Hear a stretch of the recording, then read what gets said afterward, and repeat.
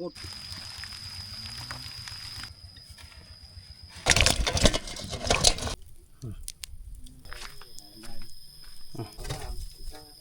ต้นโพย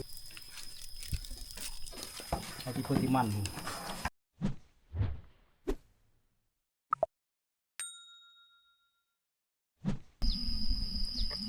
ทักทายสบายดีและสวัสดีพี่ทุกท่านวันนี้ก็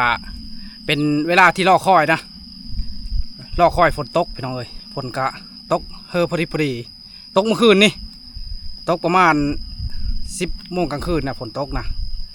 ตกน่าจะได้ชั่วโมงหนึ่งฝนตกนั้นฝนตกแบบแห้งกับเจอเลยกะกบเขตกับห้องลังๆแถวพวกเขาได้อึ่งก็มีเมื่อคืนนะตื่นเช้ามานี่ค่อยกะขนยางมาปูเลยเอายางมา200พี่น้องเลยมาปูแล้วก็บ่แปลงคนก็มาซอยแล้วก็เอาทีมงานมานำ2 คนพอดีเป็น4 คนรุ่นคอยนะแม่นกิฟกับพี่มาแม่นกิฟไปน้ำไห้เขาเจ้าเพราะว่าเขาเจ้ามาเอาแห้งเลยเอาแห้งเลยไปส่งแห้งน้ำไห้หลังจากที่เราปูยางนี่แล้วก็เราปูยางนี่นะประมาณ300-400ละยางที่เราปูเนี่ยปูตื่มมีนะปูกะแล้วก็จะได้ดำหน้าต่อยได้นี่วันยามนี่ละฝนก็เริ่มมาแล้วดิฝนตกแห้งแล้วไปตามชมแบบเดียวเอายางกันฝนไปเสื้อคลุมมันก่อนแล้วเราจะปูนะหน้ายางก็น้อยเท่าไหร่น้อยกว่าปีแล้วนี่ยางซัดเดียวนึงได้จาก3 ซัดมาปูอันนี้ผัดได้ทำนี้ก็ปูแล้ว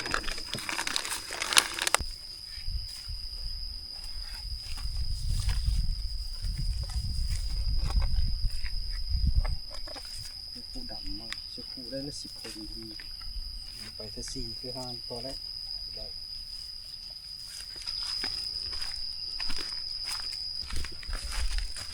ยางก็น้อยขนาดยางเลยใบเชื้อแก้พอดีใบนะ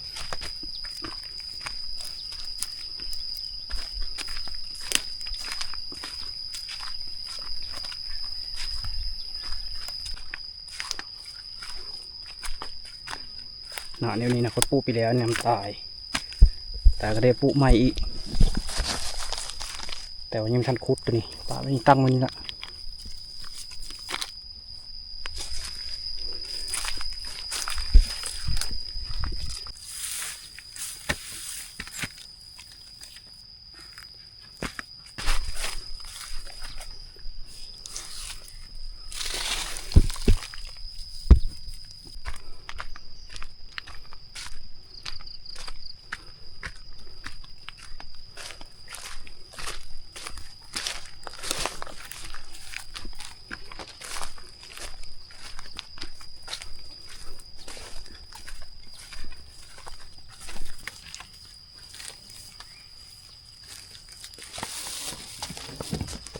เอาไปชงก่อนจ้า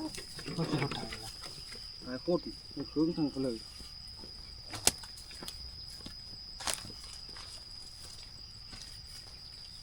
ทำเยอะกว่าเยอะละ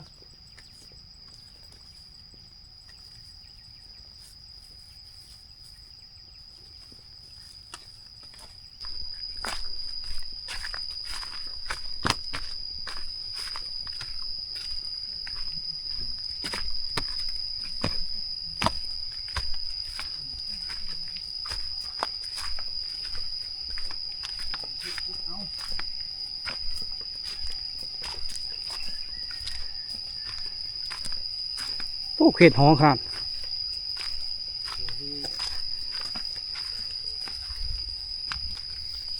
โอ้มองนี้ซึ่งอันนี้เรานอนไม่ได้ตัดไม้นี่ออก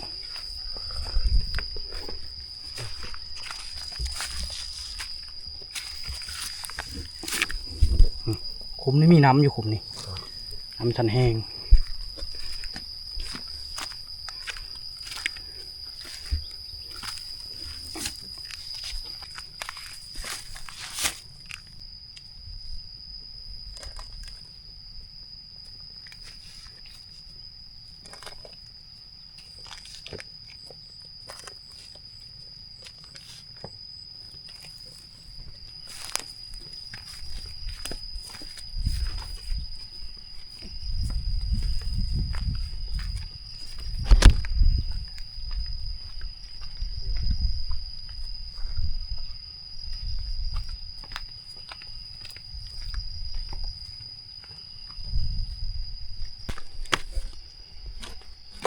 อมาโหลดแถวนี้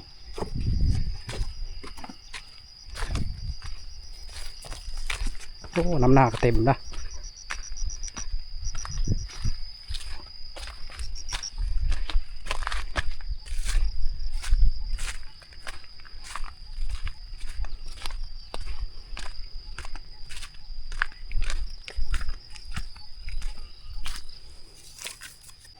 นี่ชนทางนี้เชื่อแล้วเรียบร้อยชนทางนี้มันมีหอด180 ต้นชนทางนี้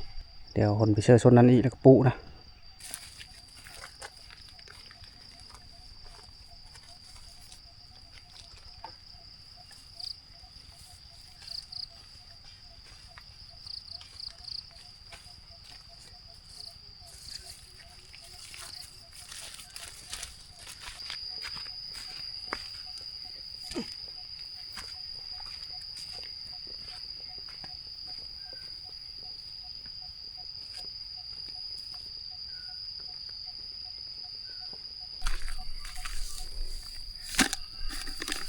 เอาตั้งไว้เวลาปลูกสบายเพียงเลย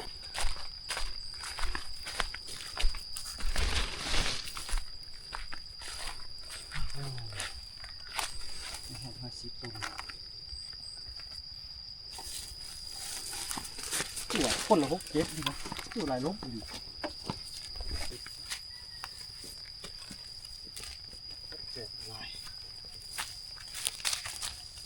ย่างไม่ได้ปลูกอะไรแล้วปลูกไอ้กว่าว่าต้นซาต้นคือพวกอะไรที่ฝ่ายกระลักแล้วที่ฝ่ายได้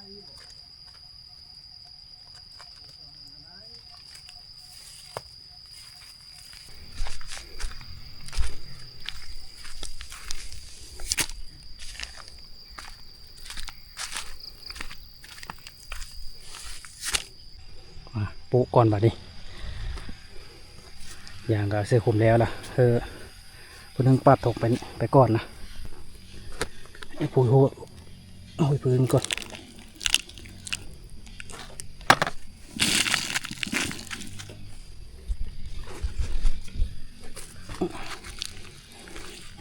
หักแล้วเนาะ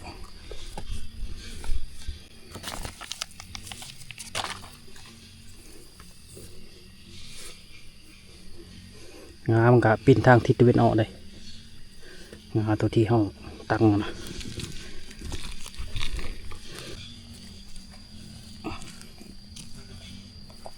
โอ้ยหัก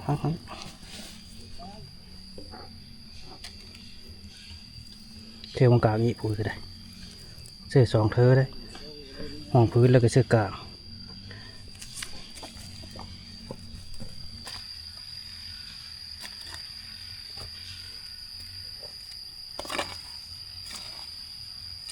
ปูช้าปูชอบผมนี่เลย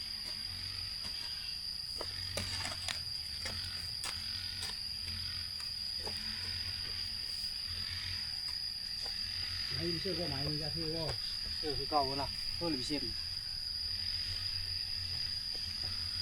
ตัดงาตัดเปลือกก็ลงละ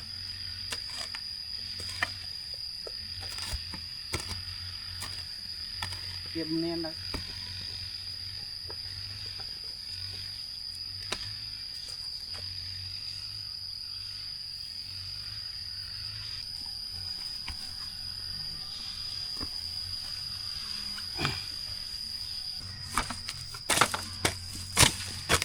นี่เป็นงาด้วยงากลายเลยนะ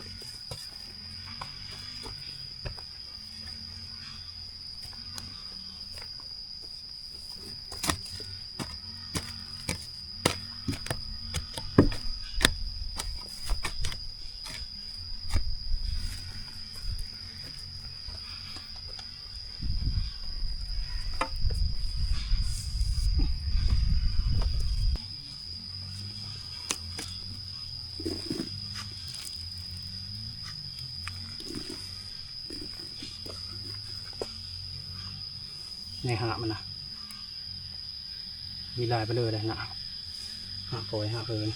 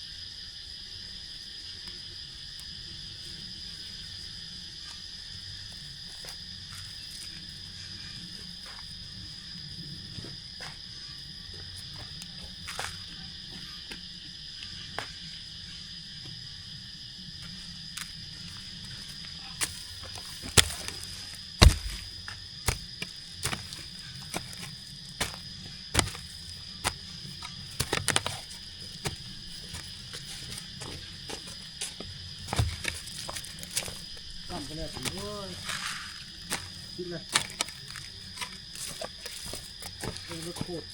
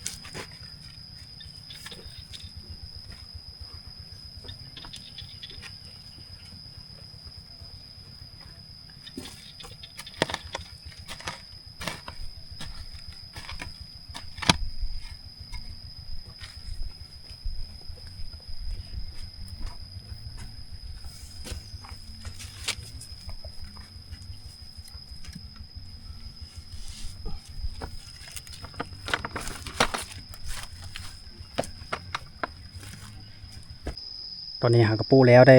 กระดูบนี่พี่น้องเลยปูแล้วล่ะไปอีกกระดูบนั้นมาหน่อย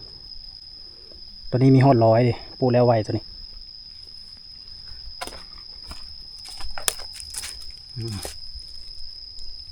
อย่างกันน้อยเลยนะปูไวอยู่พี่น้องเลย3-4 คนแดดออกมาละเดี๋ยวจะออกไปหากินข้าวกินน้ำก่อนวันนี้ตัวแรกยังปูใหม่นะ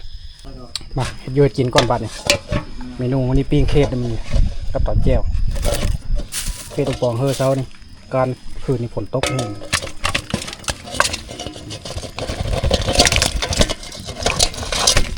เคสอีแม่ในเคสหน้าเลยนี่เป็นเคสเหลืองบางพื้นที่อาจจะไม่มีนะเคสนี้นะกับเคสตะปาดเคสตะปาดกับไข่มันนะเคสหน้าก็มีผลเดียวในปิ้งมันเป็นปิ้งเส้นหมูนะ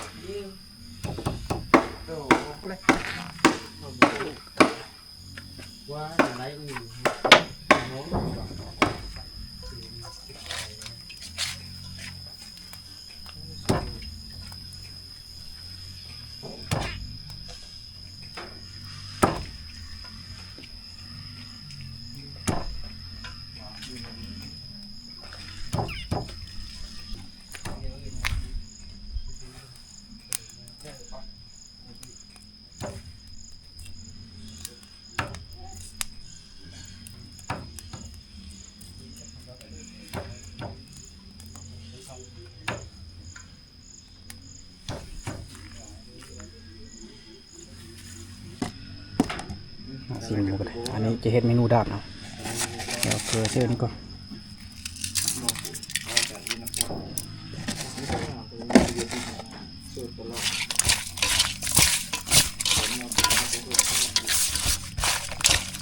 ใส่เกลือไว้นี่ให้มันปีใส่สีก่อนตัวนี้เฮ็ดดาบเนาะไวเนี่ย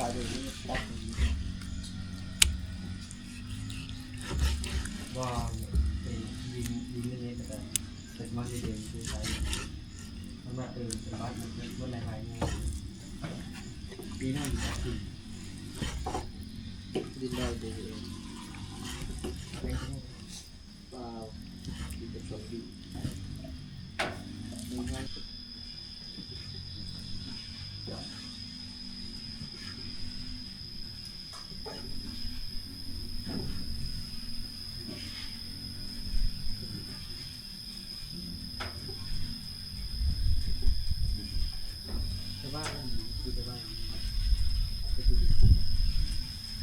นี่สวยแล้วเก็บปีเคสก่อนเลย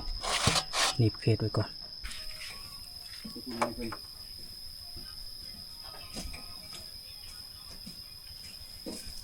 เคสนี่ไปปีกินวัดผมกินเยอะกว่า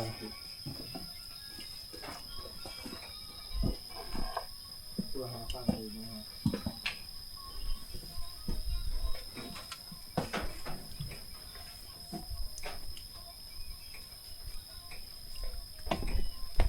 ใช่ไหมคือ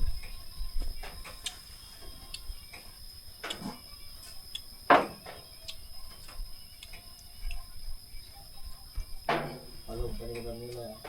รู้สึกว่าดีสุดไม่เอาไปลงมาเลยแต่ว่าเงินไป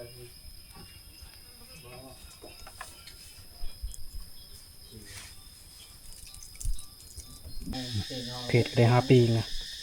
เดี๋ยวจะปรุงอันนี้แล้วก็ไปโคไปดาดนี่ก่อน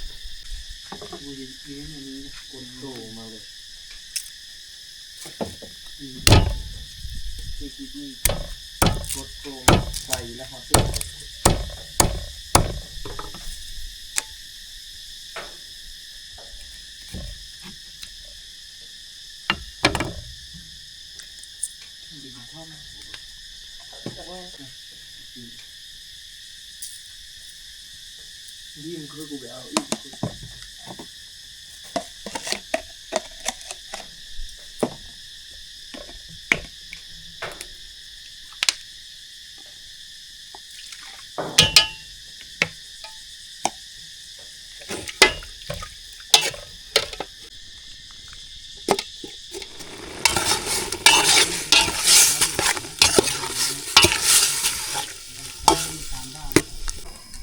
ลงน้อยก่อน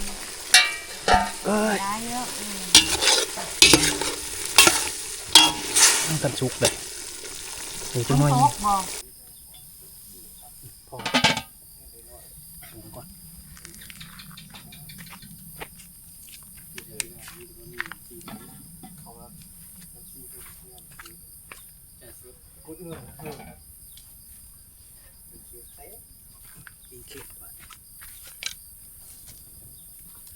โอ้เยอะกลับไปละไฟนี่จะเลิกก็โดนนี่ก่อน กำแหงกำแหงก็มีบ้ามโลกบ้ามโลกกำพื้นเลยกำแหงเลยก่อนเขาชักตาขึ้นออกมาขึ้นนะออกมาคนมา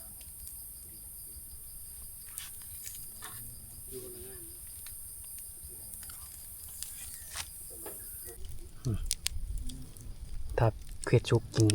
กินน้ำมันนี่ ท่านในฮอดบอกโหกนี่ ย่าง เขาวันหน้าพอนิ่มนะบ่ ลงปีนเขตก่อน ก็ลง ซุกเลยไปลองเลย นี่คือรถโดยสารธรรมดา เอาตัวเลยซุกก็เอากินก้อนนะยิงเขาละตัวนี้ย่าง รถโดยสารจะมาหอนเชียวมันเงินให้ต่อเรื่อยๆครับดูเป็นหลักฐาน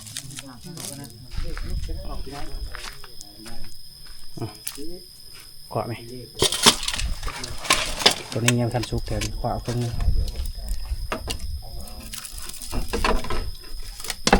ตักมันก่อน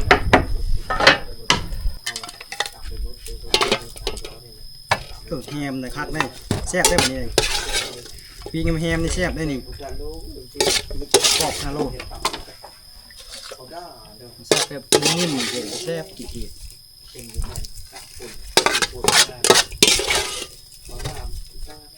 ต้นโพอยู่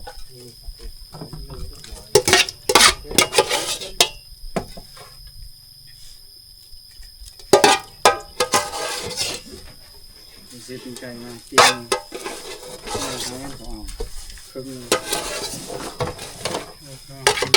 ปีหน้าถ้าซื้อหมูปิ้งก็กินเด้อก็จะขายหมูปิ้งปีหน้า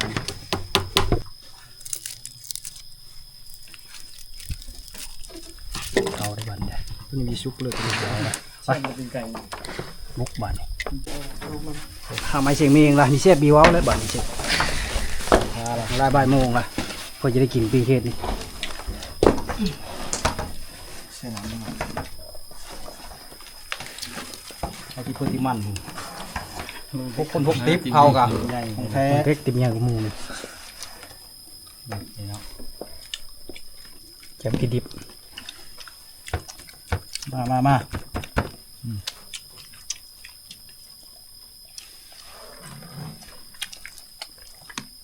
ห้ามเสือเลยซื้อแล้ว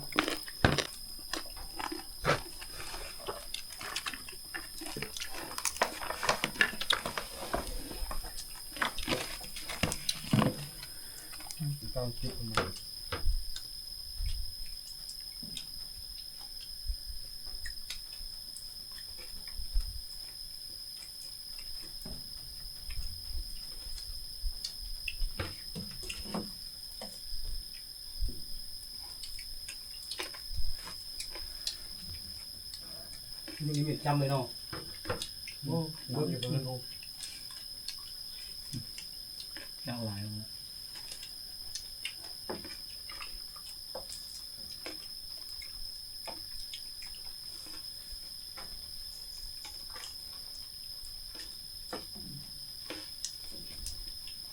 เป็นยาอะไรก็ไม่แห้งไงเป็นยาดีเลยยาเมื่อทำกินนี่นะดิบไปชุดนี่นะตอนนี้กะกินข้าวกินน้ำอิ่มเรียบร้อยนะก็กะจะได้ขออนุญาตปิดคลิปลงชั้นนี้แหละพี่น้องเลยกะขอก้มเจอพ่อแม่พี่น้องที่ไปตามส้มเดี๋ยวคลิปหน้าก็หน้าพอได้ใหม่พี่น้องเลย